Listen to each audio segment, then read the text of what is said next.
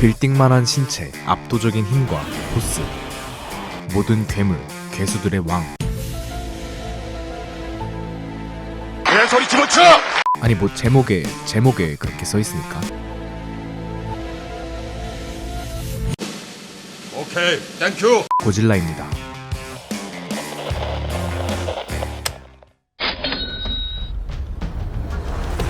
다양한 버전의 고질라가 있지만 고질라의 기본적인 설정은 무려 선사시대 때부터 존재했었던 고대의 생명체로 흔히들 예상하시듯 방사능에 의해 몸집이 거대해진 게 아니라 원래부터 거대한 몸을 지닌 괴수였는데 핵실험 등의 영향으로 인해 잠에서 깨어난 고대의 괴수라고 하는데요.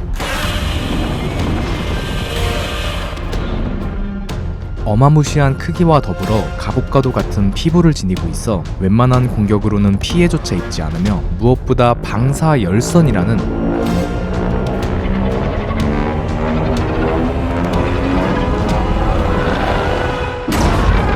아주 강력한 브레스를 뿜어내는데 방사열선을 뿜기 전에 등 부분이 푸른빛을 띠는 것이 특징이며 고질라가 이렇게 강력한 에너지를 뿜어낼 수 있는 이유는 고질라의 몸 내부가 마치 거대한 원자로와 같기 때문이라고 합니다. 또한 과거 영화 속 설명에 의하면 고질라의 심장은 일종의 거대한 핵 융합로와 같아 만약 심장이 폭발할 경우엔 지구 전체가 위기에 빠질 정도로 위험한 존재라고 하죠.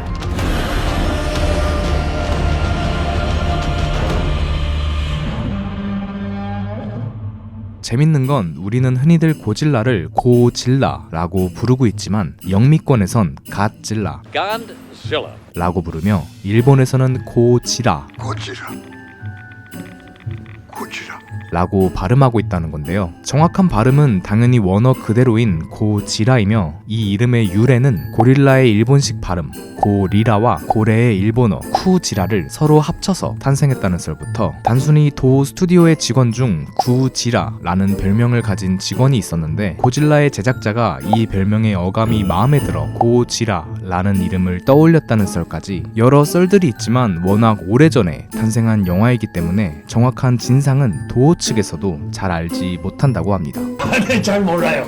흥미로운 건 도어가 이후 미국에서 고지라를 개봉했을 때에는 왜인지 영어 표기를 고지라가 아닌 갓질라로 바꿔서 개봉했다는 건데 이 역시 정확한 이유는 모르지만 잘 몰라요. 고질라의 신적인 면모를 강조하기 위해 고를 갓으로 여기에 도마뱀을 뜻하는 영단어 리자드를 합쳐서 갓질라라는 이름으로 바꿔서 개봉했다는 썰이 가장 유력한 편입니다. 여튼 갓질라 그리고 고지라 둘 다 도어에서 공식적으로 인정한 이름인데 왜인지 우리나라만 고질라라는 생뚱맞은 발음을 사용하고 있는데요. 이 이유는 조금 웃프지만 우리나라에서 처음 개봉한 고질라 영화 고질라 1998을 번역하신 분이 마치 마블 영화에 가망이 없어 그거 할래? 어머니 등의 명대사를 남긴 박지훈 번역가처럼 오역 번역으로 유명한 이미도 번역가님이 무슨 이유에선지 전세계 그 누구도 단 한 명도 이렇게 발음하지 않았음에도 고질라 발음이 좀 힘드신가 봐요?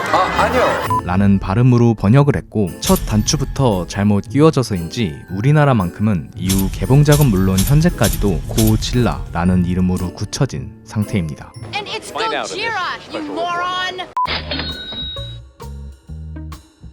고질라의 첫 등장은 1954년 영화 고지라 킹 오브 몬스터즈로 원래 제작 초기엔 고질라를 거대한 문어 형태의 괴수로 디자인하려 했으나 도어의 제작자 다나카 도모유키가 공룡 형태로 바꾸자는 결정을 내렸고 현재 우리가 아는 공룡의 모습과 달리 20세기 초중반 공룡 복원도에서는 공룡들이 대부분 바닥에 꼬리를 붙인 채 허리를 꼿꼿이 세운 모습이었기 때문에 나름 당시 기준으론 철저한 고증에 맞춰 디자인되었다고 볼 수 있는데요. 고질라의 기본적인 형태는 티라노사우루스를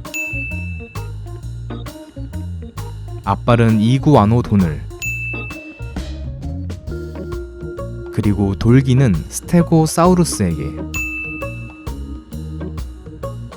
따왔으며 고전 영화 심해에서 온 괴물의 리도사우루스에게도 많은 영향을 받았다고 합니다. 특이한 건 당시 할리우드의 개수 영화 대부분이 스톱모션 기법을 사용한 것과 달리 고질라는 미니어처로 제작된 세트와 특수 제작된 수트에 사람이 직접 들어가 연기를 하는 특수 촬영 기법, 일명 일본식 수트 특촬물의 형태로 제작되었다는 건데요. 이 이유는 막대한 돈과 시간이 들어가는 스톱모션 기법과 달리 수트 특촬물은 상대적으로 비용을 절감할 수 있었기 때문인데, 그럼에도 당시 일본은 전쟁 직후였기 때문에 고무가 부족해서 고질라의 피부 질감을 고무 대신 콘크리트로 표현했었고, 덕분에 스턴트맨은 100kg이 넘는 수트 속에서 마땅한 환기 장치조차 없어 내부 온도 60도 이상을 오가는 혹독한 환경 속에서 열연을 펼쳐야 했다고 합니다.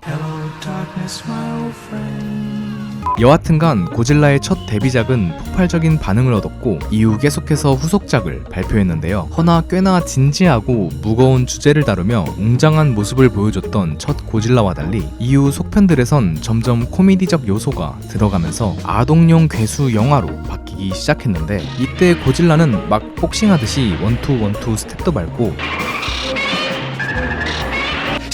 이것은 입에서 나는 소리가 아니야. 승리한 뒤 세레머니로 막 귀요미 점프도 하고 눈도 한 대 얻어맞고 야무지게 헥토 파스칼 킥도 날리고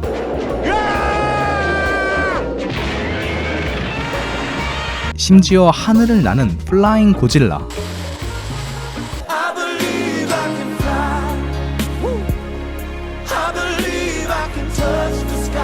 등의 기상천외한 모습을 보여줬는데요. 또한 이때 독특한 사이드 캐릭터들도 많이 탄생했는데, 물론 최근 영화에도 등장한 고질라의 최고 라이벌 킹 기도라나 익룡의 모습을 띤 괴수 라돈, 제가 군대에서 본 나방보단 약간 작은데 우아하고 아름다운 모습에 넋을 놓고 보게 되는 괴수 모스라 등등의 매력 넘치는 캐릭터들도 이 시절 탄생한 괴수들이지만, 마치 뒤틀린 이 세계의 둘리 같은 고질라의 아들 미니라 등의 희한한 캐릭터들도 많이 탄생했었습니다. 참고로 고질라와 킹콩의 가슴이 웅장해지는 대결 역시 이 시절 탄생한 작품이라고 하죠.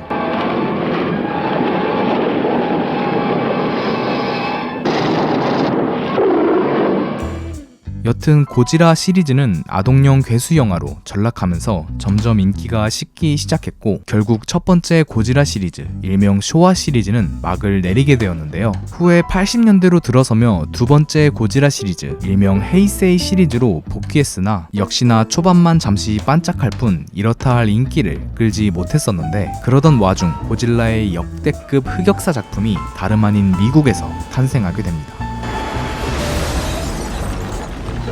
바로 고질라 1998로 미국에서 고질라 판권을 사와 리메이크한 작품인데, 고질라가 선사시대 때부터 존재했었던 고대 괴수라는 설정은 내다버리고 돌연변이 이구아나라는 근본 없는 설정으로 바뀌었으며, 방사 열선과 같은 고질라의 트레이드 마크도 없이 단순 미사일 몇 대 맞고 요절해버리는 이름만 고질라였던 이 영화는 흥행 실패는 물론이고 원작 팬들에게도 큰 비판을 받았는데요. 심지어 도호 스튜디오에선 이 고질라는, 아니 이 갓질라는 갓이라는 칭호를 받을 클래스가 안 된다며 절대 월드 클래스 아닙니다. 후에 판권을 회수한 이후엔 갓질라의 이름에서 갓을 떼고 그냥 질라로 강제 개명시켰다고 합니다. 또한 도호에선 진짜 고지라 영화가 뭔지 자신들이 보여준다며 세 번째 고지라 시리즈, 일명 밀레니엄 시리즈를 시작하는데요. 시간이 흐른 만큼 도호의 수트 제작 기술도 발전해서 고질라 수트는 훨씬 더 디테일하고 자연스러워졌으며, 고지라 수트 최초로 표정 변화까지 표현할 수 있게 되었는데, 시리즈 내에서 앞서 말한 흑역사 질라를 소환해서 3초 컷 하는 모습까지 보여주며 야심차게 시리즈를 이어나갔으나 계속되는 저조한 흥행 성적에 끝내 밀레니엄 시리즈 역시 막을 내리게 됩니다. 이후엔 다들 아시다시피 몬스터 버스라는 거대한 세계관을 지니고 있는 할리우드 고질라가 등장하게 되었고, 도호에서도 수트가 아닌 CG로 만든 고질라, 영화 신 고질라를 개봉하는 등 어찌 보면 초기 시리즈 이후 시들했던 고질라의 인기가 몬스터버스 고질라로 인해 다시 한번 전성기를 맞이했다고 볼 수 있는데요. 하는데요. 할리우드의 대자본으로 탄생하게 된 고질라의 압도적인 비주얼도 비주얼이지만 무엇보다 원작 고지라 영화 고유의 설정과 캐릭터들, 그리고 원작 팬들을 감동하게 만드는 오마주와 디테일들이 큰 성공 요인이 아니었을까 싶습니다. 사실 1954년 첫 번째 고지라 영화는 1946년 비키니 섬 핵실험 당시 근처에서 조업을 하다 피폭을 당한 일본 어선 제5 후쿠류마루 사건에서 모티브를 얻어 탄생한 작품이라고 하는데요. 영화 속 고지라는 지하 속에서 살던 와중 핵실험의 여파로 일본으로 서식지를 옮겼고 그 결과 어마무시한 괴력을 뿜어내며 일본을 쑥대밭으로 만드는 모습을 보여주고 있습니다. 이는 제5 후쿠류마루 사건과 히로시마와 나가사키에 투하된 원자폭탄으로 인해 생긴 핵에 대한 일본인들의 공포심을 잘 상징하고 있죠. 이후 영화 속 계속해서 일본을 공격하는 고지라의 모습은 마치 인간의 힘으로는 어찌할 수 없는 자연재해를 상징하기도 하고 인류가 최신 과학기술로 무찔러도 다시 부활하는 모습을 보여줌으로써 현대 문명 속 인류의 오만함에 대한 경고를 상징하기도 합니다. 또 반대로 다른 괴수들로부터 인류를 지켜내는 모습을 보여주기도 하는 고질라의 이런 다양한 면들은 결국 원폭 또는 자연재해와 같은 거대한 재앙 앞에서 느꼈던 일본인들의 공포심과 숭배심이 섞인 복잡한 심정을 고지라라는 캐릭터를 통해 풀어냈다고 볼 수 있죠. 최근 몬스터버스 영화에서도 고질라를 단순 괴수가 아닌 마치 자연을 대변하는 신과 같은 모습으로 묘사한 것처럼 이런 고질라의 수많은 상징성들이 결국 단순히 거대한 괴물들과 고질라라는 괴수가 지니고 있는 가장 큰 차이점이 아닐까 싶습니다.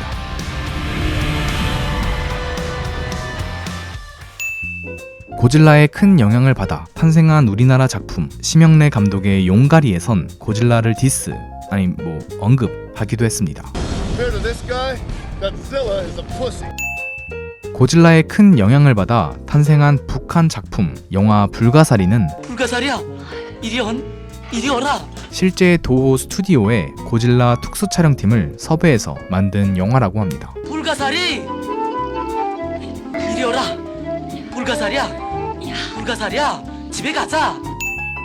무겁기도 무겁지만 속이 그야말로 찜통이었던 고질라 수트. 이런 수트 속에 최초로 환기 장치가 마련된 작품은 고질라 vs 스페이스 고질라입니다. 참고로 이 수트는 고질라 vs 데스토로이아에서도 사용되었는데 이때 고질라가 온몸에서 증기를 뿜어내는 장면이 등장하는데요. 실제로 수트 내부에 진짜 불을 피워서 증기를 표현했다고 하는데 때문에 배우분이 질식으로 실신하셨다고 합니다.